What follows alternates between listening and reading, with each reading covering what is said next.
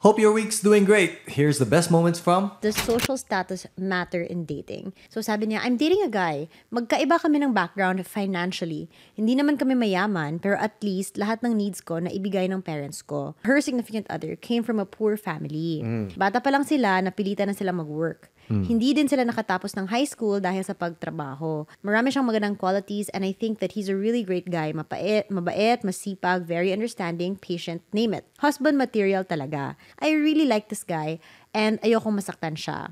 Sa tingin niyo ba, nakakaapekto ang pagkakalayo ng salary namin? Iniisip ko din kasi, what if my parents won't like him because of that? Normal lang ba magkaroon ng doubts dahil sa pera? Or dahil lang ba to sa mindset ko? I remember something that my dad told me na as you get older, yung friends mo, a lot of it will, parang nagmamatter yung income and their status. Sabi niya, nothing about na parang nilulook down niya or whatever. Sabi niya, if you are poorer than your friends, you will tend to hang out less with your more wealthier friends. If you're of their same status, yung mga medyo walang kaya din ng mga kaibigan mo, medyo mawawala din. And I never believed that. But as we grow older and as the reality sinks in, and I feel like in some way, totoo yung sinabi niya. This actually matters to some extent, especially when it comes to friends.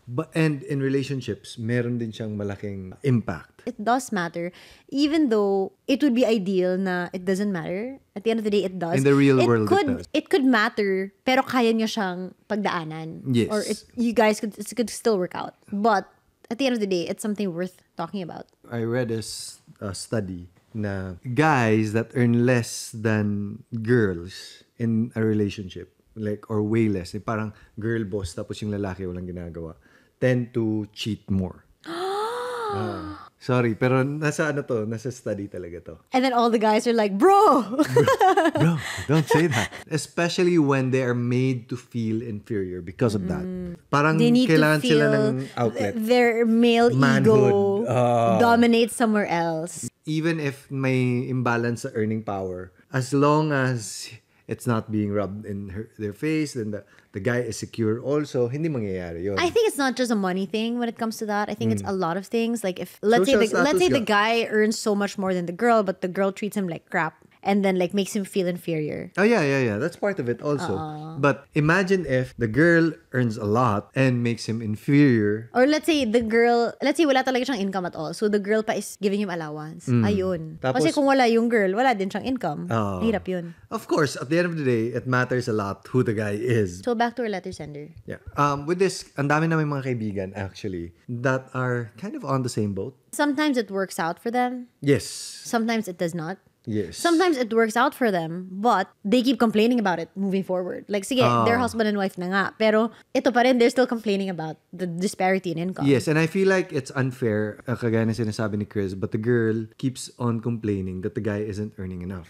So, syempre, from the guy's side, nakakawala ng confidence, ng motivation, ng self-esteem. Especially sometimes, it is said upfront.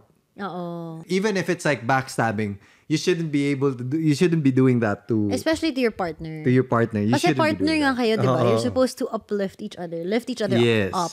Or yung pinakaayaw ko is yung... And right in front of the guy and amongst other friends. If I were that guy, masasaktan talaga ako. Even nga, when we had our recollection before we got married, we were forced to talk about issues that normally couples break up about kasi they don't talk about it when they're still in a relationship. But these things you have to discuss before you get married. So a lot of the things we talked about were political views, religion, and money. Yeah. And I feel like money is so important to talk about, even though it is a little bit awkward to talk about because it's so taboo. But it's important to know if your spending habits are the same, if you have the same values towards money. Because in the future, if you're going to be sharing a life with this person or partner mo siya, diba? Kailangan same kayo ng mindset. Mag-aaway lang kayo if hindi kayo the same eh. Kahit papano, it's unfair for anyone to be talking about their relationships, the problems in their relationship behind their backs. Diba? Yeah. So, isa din yun sa mga issue na when there's a disparity of social status. But I'm saying na you should look deep into yourself na is it a problem for you? Or kaya mo ba, let's just say at the worst case scenario, this goes on for so long, or like at the end of the day, wala talaga siyang income. Yes. Kaya mo ba yan? Yes. Pero sa mga sinasabi mo na masipag yung guy, Oo. and I think given the right opportunities, if someone is willing to do the hard work, willing to toughen it out or roughen it out, I think eventually magsasucceed din siya. But it's not just about all going to the level of success. Like, if ikaw yung poorer person, ikaw yung mag-adjust para aakyat ka sa buhay. Like, for example, Andy Eigenman, right? Yeah. She moved to Siargao. She's earning whatever social, showbiz life, fame, light, fortune, stars, whatever. everything. And then she moves to Siargao and lives a simple life, diba? Yeah. Beach life. Minsan, she's the one making her own fish or whatever. I see in her vlogs. Yes. Diba? That's completely changing what she knows and what she was brought up to reach for, to achieve, and trading it for a simpler life. And she's so happy. Yeah. And at the end of the day talaga, it's an issue only if it's an issue for you. Yeah. Yung advice daw ng mom niya, don't look for a guy na mayaman. Look for a guy that's hardworking. Yes. Because kahit papano, a guy that's hardworking will know how to take care of you. Will eventually succeed in life. Or no matter where you're placed in life, he will know how to make do with the situation. Diba? Aangat kayo together. Di naman kailangan successful na yung guy and then you'll date him kasi he's rich. Yes. As long as you know that he has the capacity to work hard or he's going somewhere. Yes. Diba? Then that's good enough. I think people from humble beginnings also have a lot of pros na madadala nila sa relationship. Like, di ba? Like, just being, parang yung humility na kasama dyan, yung hard work, yung drive to succeed. A lot of things in life are pros and cons kasi hindi dahil may kaya tong isang tao, that means a perfect fit kasi may kaya ka rin. We also know a lot of people who married super rich and they're miserable. Yes. Yeah, so yes. it doesn't equate that, money is happiness. Or if you date a guy who's all set for life, maging masaya ka sa relationship. Hindi naman causality yun, di ba? We have friends also that married super rich. Pero pagdating dun, masishock sila sa culture of ang daming mga expectations that because you are now part of this family, you have to, like for example, bow talaga to whoever, you're heir to the throne, so bawal kang, you can't do this, you can't do that, you can't do this, your freedom is taken away. Like, there are so many things that we don't see. Si Meghan Markle ba yung sinasabi mo? Yung friend natin, si Meghan Markle. Yeah, si Harry, si H. It depends talaga on how you perceive it to be. Of course, there are a lot of social pressure, especially when it comes to our family. Paminsan yung parents, hindi sila happy. Oo, syempre also, sa mindset ng parents, they're just, kaya ba niya yung anak ko? But you can also have the mindset of, masipag to, okay yan. So mindset lang siya. But there's that social pressure din kasi. Yes.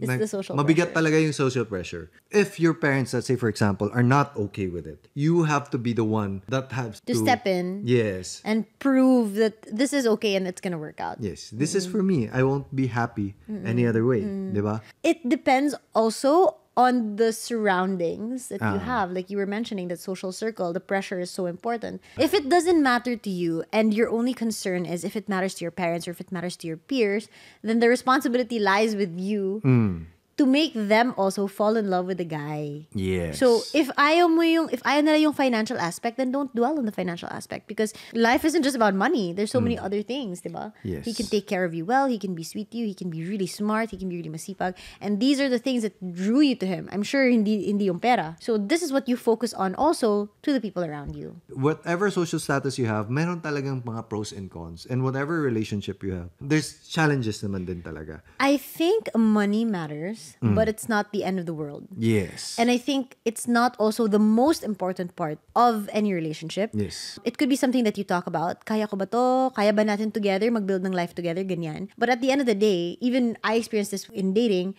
even if the guy you're dating is super loaded and set ka na for life, it doesn't mean happy ka. Successful. It doesn't mean happy ka. Yung mga relationship problems kasi, hindi siya na-solve sa mayaman o hindi. Yes, it solves your money problems. It doesn't fix anything else outside of that. We have to look at it from a perspective of how to make this work and not cut it off. If you truly love the person, it's more ano yung of, ways na we can do together to make it work. Yes. I'll do everything in my power to make this work. Yeah. So, yung sinasabi namin na kailangan defend mo siya. You put him on a pedestal whenever you're with friends, whenever you're with family. Elevate Elevate him. Oo. Lift him up. Support him.